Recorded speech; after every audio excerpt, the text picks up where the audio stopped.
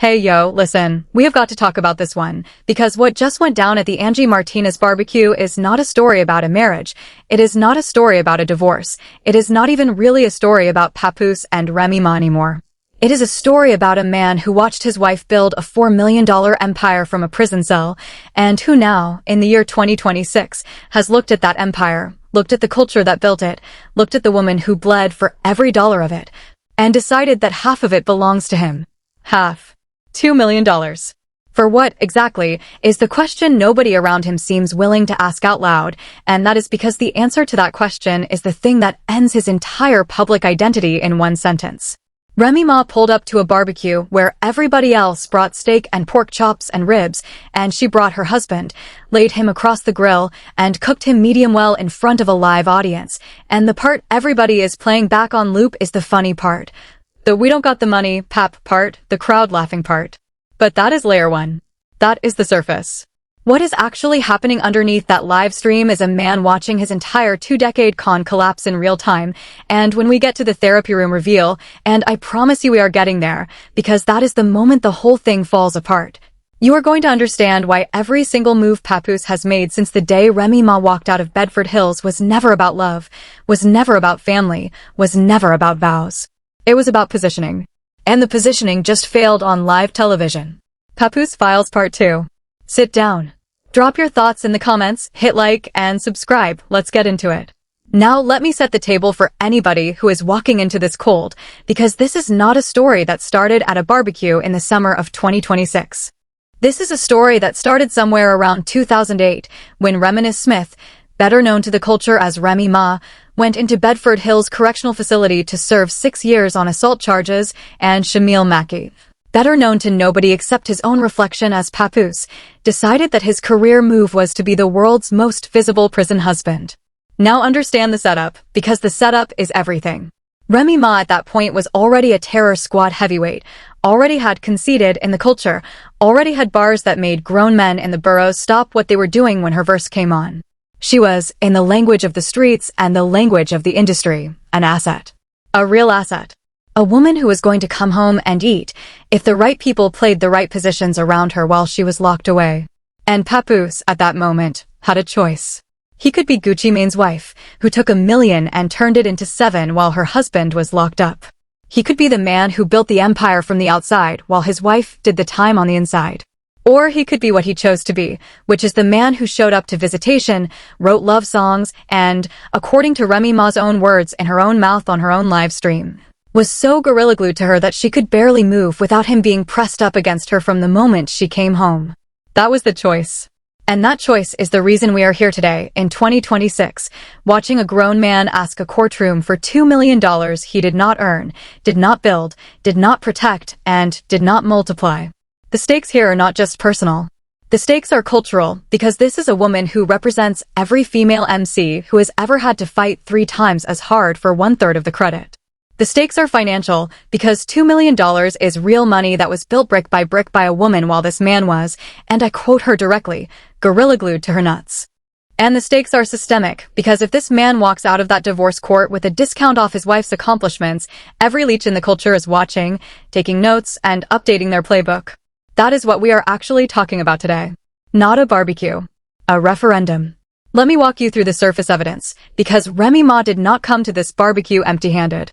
She came with receipts, she came with quotes, she came with timelines, and she cooked this man in front of Clarissa, Clarence, and Clarenzo, and if you know, you know. Piece of evidence number 1, and this one is on video. This one is on the live stream. This one is Remy Ma with her own mouth telling the audience that Papoose is trying to get half. Half. Not a percentage. Not a settlement. Not a walkaway number. Half of everything she built. And according to the numbers that have been floating around every hip-hop outlet from the Shade Room to Hip Hop DX for the last 2 years, Remy Ma's net worth reportedly sits somewhere around $4 million. Do the math with me, because this man cannot. Half of 4 is 2. He wants $2 million for what exactly? For the visits? For the love letters? For the songs? For the gorilla glue? We don't got the money, Pap. Piece of evidence number 2, and this one is the one that made me laugh out loud when I first saw it, the fedoras. This man is walking around in 2026 with these Anthony Hopkins, about to solve a murder mystery, Silence of the Lambs fedoras on his head like he is auditioning for a period drama on AMC. Which is fine. Wear your hats. Live your life. But do not, in the same year that you are wearing $40 fedoras on Fifth Avenue, walk into a divorce court and ask for $2 million from your wife. Pick a lane. Piece of evidence number 3, and this one is the one the internet will not let go of: the airport. Papoose reportedly did the Bow Wow challenge at a private jet hangar. Broke into somebody's actual jet hangar to pose next to somebody else's actual jet. In 2026. At his big age. Now think about the risk-reward calculation happening in this man's head. He is willing to face what could reportedly be trespassing charges, potentially years in a federal facility, to pretend to own a jet that his wife could afford 12 times over if she felt like it. And yet, when the divorce papers come out, suddenly he is broke, suddenly he needs half, suddenly the empire he pretended to have on Instagram does not exist in the courtroom. Is he crazy? Piece of evidence number 4, and this one might be the most damning of all: the Stevie Wonder shades. This man is walking down the street with sunglasses on so big and so dark that Stevie Wonder himself would look at them and say, "Bro, tone it down." And nobody, and I mean nobody, is pulling up to say hello. According to eyewitness accounts flooding social media in the days after the live stream, if anybody is pulling up on Pap in 2026, they are pulling up to moon him. That is not a joke. That is what the culture is saying with its actions. He is not being greeted. He is being mooned. And that, ladies and gentlemen, is layer 1. And oh, do I have more for you? I have so much more. Because the fedoras, the airport, the shades, the half of 4 million, that is the appetizer. That is what Remy Ma brought out to warm up the crowd before she dropped the entree on the grill. What comes next is what makes this a full Papoose Files situation, because what comes next is not just his behavior in public, it is the entire architecture of how this marriage was actually run, who paid for what, who was gorilla glued to whom, and what happened in a therapist's office that this man has been trying to keep off the internet for years. The Papoose fans are not going to like this next part. Sit down, buckle up, and stop typing in the comments for 1 second, because layer 2 is where the real work begins. Here is what the cultural evidence looks like, and I need you to understand, this is not Big Keys speculating. This is Remy Ma, on her own live, in her own words, telling on this man in a way that no PR team on earth can walk back. Cultural piece number 1, the Gorilla Glue quote. Remy Ma said, and I want you to hear this in her actual voice, that Papoose used to be gorilla glued to her nuts everywhere she went. Not because she was cheating. Not because she could not keep her legs closed. But because this man was terrified that another rapper, another athlete, another executive was going to notice what he already had and take it from him. That is not love, family. That is not devotion.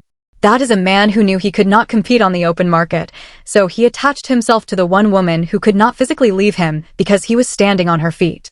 And every industry insider who has been anywhere near a terror squad function in the last decade has said the same thing off the record: she could not move. She could not take meetings. She could not build without him standing 3 inches behind her the entire time. Cultural piece number 2, the business sabotage. Remy Ma started her own battle rap league. Her own venture. Her own attempt to step outside of the traditional rap machine and build something that belonged to her, something that could not be taken from her. And what did the man who claims to love her do? He reportedly knocked out her #1 artist. Her signee. Her investment.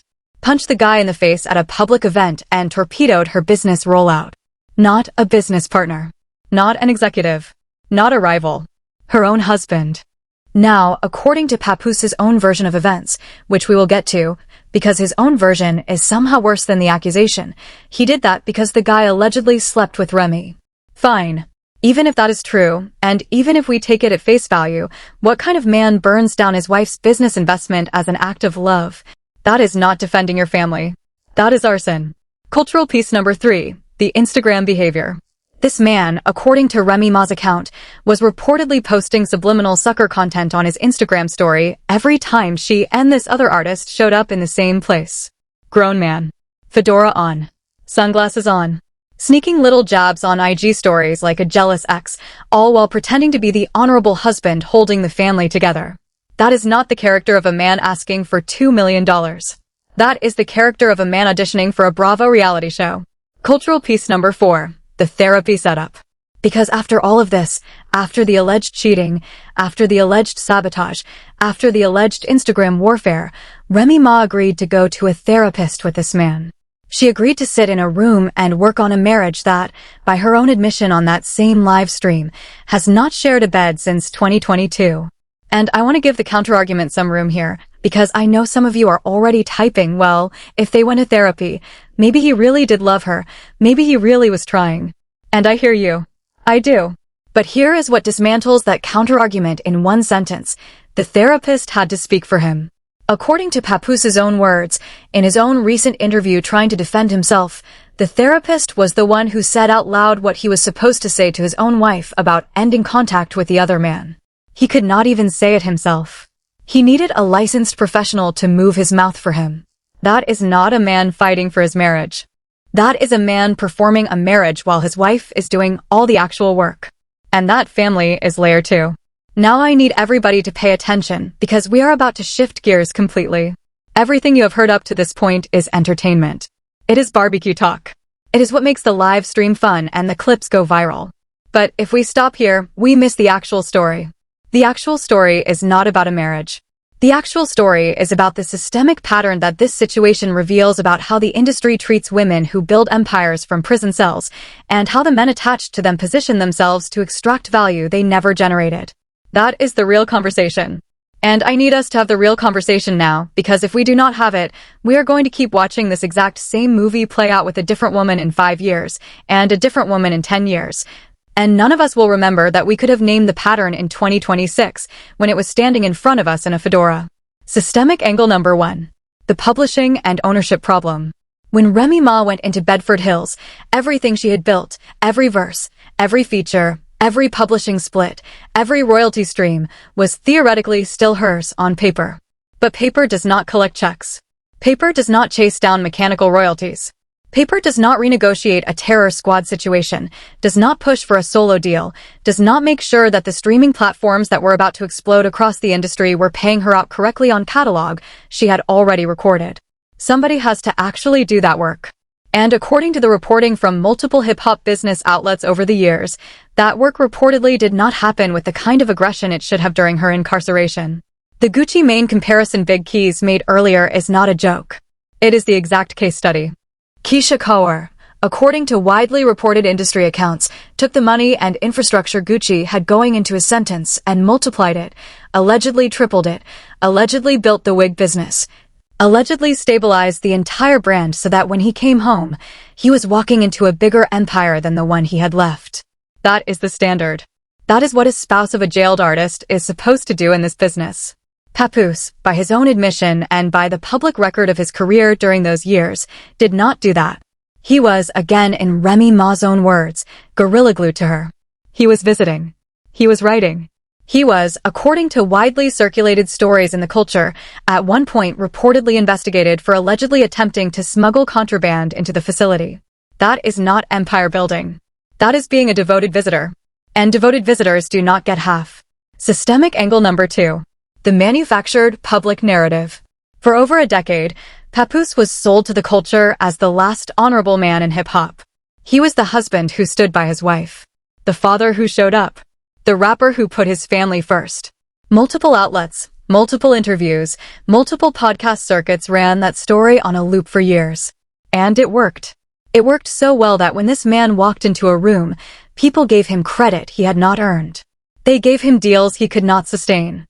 They gave him a public identity that was built entirely on being married to a woman who could actually rap. That is the manufactured narrative. That is the grift. And here is the part the industry never wants to talk about. That narrative was not free. It was extracted directly from Remy Ma's brand equity. Every time Papoose was called honorable, that was Remy Ma's story being used to make him look better than his actual output justified. Every time he was praised for standing by her, that was her incarceration being converted into his public relations. And now, at the end of all of it, when the marriage is dead and the therapy has failed and the live streams have exposed the whole operation, he is walking into a courtroom asking to convert that same manufactured narrative into $2 million in liquid assets. That is not a divorce. That is the final extraction. Systemic angle number 3, and this is the one that I think is the most important, because it goes beyond Remy and Pap and speaks to something the culture has been ignoring for way too long. The battle rap economy. Remy Ma's attempt to build her own battle rap league was not just a personal business move. It was a legitimate cultural intervention. Battle rap in the 2020s has become one of the most economically underdeveloped, most exploited corners of hip-hop, an ecosystem where the talent gets paid pennies, where the leagues fight for scraps, and where the artists who built the culture are getting eaten alive by the platforms that distribute them. Remy Ma stepping into that space with her name, her platform, and her connections was a genuine attempt to bring capital, structure, and visibility to a lane that desperately needs it. And the reason her #1 artist getting knocked out matters is not just because it embarrassed her personally. It matters because it destabilized the exact kind of woman-led, artist-first venture that the culture keeps saying it wants and then keeps sabotaging the second it appears. Whether the sabotage in this case was intentional or the byproduct of a jealous husband, the outcome is the same. A woman tried to build. A man attached to her burned it down. And now that same man is asking to be compensated for the ashes. Does everybody understand how crazy this actually is? Does everybody see the pattern? This is not a Remy Ma story. This is a story about what happens every single time a woman in this culture tries to own her own lane, and it is going to keep happening until we start naming it out loud. Now let me get to the payoff, because everything I just walked you through is the setup. This is the reveal. This is the moment. And I want you to sit with this, because this is the single most damaging thing on the entire Papoose files, and it is coming straight out of the man's own mouth in his own recent interview trying to defend himself. Papoose reportedly said, and I need you to hear this in full, that the reason he stayed in the marriage after allegedly discovering the affair was because he did not want to live under a different roof than his 5-year-old daughter. He said he wanted to be there from the moment she was born to the moment he walked her to her prom. That was his stated plan. 18 years. Under her roof. Rent-free. Now stop and process that for a second, because that is not a father talking. That is a tenant with a long-term lease negotiation strategy. That is a man who did the math and realized that the most economically stable move available to him was to stay attached to his wife's household under the emotional cover of fatherhood for as long as legally possible. 18 years. That is the reveal. That is the thing his fans do not want to hear and his handlers cannot spin. This man was not fighting for his marriage. He was fighting for his housing situation. And when Remy Ma finally cut the cord and told him it was over, when she stopped sharing a bed with him in 2022, when she made it clear on live television that we don't got the money, Pap, the 18-year plan collapsed. And the $2 million demand is what comes next. It is the severance package. It is the exit strategy. It is the price tag on a marriage he was reportedly using as a residence. And I want to be clear, this is my analysis. This is Big Keys reading the situation. But every single piece of evidence I just walked you through, from the fedoras to the airport to the gorilla glue to the therapy room to the 18-year prom plan, all points in the exact same direction. This was never a marriage. This was a real estate arrangement with a rap soundtrack. And the landlord just changed the locks. But here is where the story turns, because this is not a tragedy. Remy Ma is not a victim in this story, and I need everybody to hear that clearly. Remy Ma is the hero. She is the one who did the time. She is the one who came home and rebuilt her career, verse by verse, feature by feature, until she was back on Versu's stages and back on the Billboard conversation and back in every greatest female MC of all time list where she has always belonged. She is the one who tried to build a battle rap league. She is the one who took the meetings, made the moves, protected the brand, and raised the kids. And she is the one who, at the moment of maximum public pressure, when the divorce could have been quiet and the settlement could have been generous and the whole thing could have been swept under a rug, chose instead to walk up to a live camera at Angie Martinez's barbecue and tell the entire culture, in her own voice, exactly what was happening. That is not weakness. That is not messiness.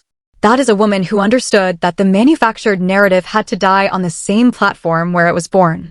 And she killed it. She killed it in one live stream. Every hip-hop outlet from Complex to XXL to the Shade Room ran with it within 24 hours. Every rapper's group chat, according to multiple insider accounts, was passing the clip around. Every woman in this culture who has ever watched a man extract value from her career without contributing to it saw herself in Remy Ma's mouth. That is what winning actually looks like. Winning is not the settlement amount. Winning is the narrative. And Remy Ma took the narrative back in real time, in front of a live audience, with pork chops on the grill behind her and Clarissa Shields somewhere in the vicinity with 2 ponytails in her head. One person spent 18 years planning to stay under a roof he did not pay for. The other person built the roof, paid for the roof, and just decided who gets to live under it. That is the difference. That is the story. And that is why, when the dust settles on the Papoose files, Remy Ma is going to be fine. She is going to be more than fine. She is going to be exactly where she has always been, at the top of the culture, doing the work, running her lane, and building whatever she wants to build next without a fedora attached to her ankles. The right person is winning. The evidence speaks for itself. And the culture is finally starting to see it clearly. This is only the start, though. And I want to be specific about that, because I do not do vague teases on this channel. 2 things are coming, and both of them are going to shake the table. Number 1, the divorce court proceedings themselves are reportedly moving toward a phase where financial disclosures are going to become public record, and when those numbers hit the internet, everything Papoose has said, and everything Remy Ma has said, and everything the internet has speculated about is going to be measured against the actual dollar amounts on the actual paperwork. When that drops, we are back on this channel with Papoose Files Part 3, and I promise you, that one is going to be the biggest one yet. Number 2, Remy Ma has been reportedly working on new music, new business ventures, and, according to multiple industry sources circulating in recent weeks, a potential relaunch of the Battle Rap League situation with a completely restructured leadership team that does not include anybody with a right hook and a jealousy problem. That relaunch is going to be a moment. That relaunch is going to be a statement. And when it happens, we are covering every angle of it right here. So if you are not subscribed, you already know what to do. Hit the bell, hit the like, and stay locked in, because there is no better place to get the full Papoose Files coverage than right here on this channel. And before you click off, I need you to check the video that just popped up on your screen right now, because if you thought this Papoose situation was crazy, wait until you see what just came out about another so-called honorable husband in this culture who has been running a similar playbook for even longer, on an even bigger woman, with an even more expensive extraction plan attached. His name is going to shock you. The number attached to his demand is going to shock you more. And the moment his wife finally decided to expose the whole operation on her own live stream is the exact same energy as what Remy Ma just did, except this one has receipts that are already in a courtroom. Click that video. You cannot miss it. This your boy Big Keys. Keys against the world. We up out of here.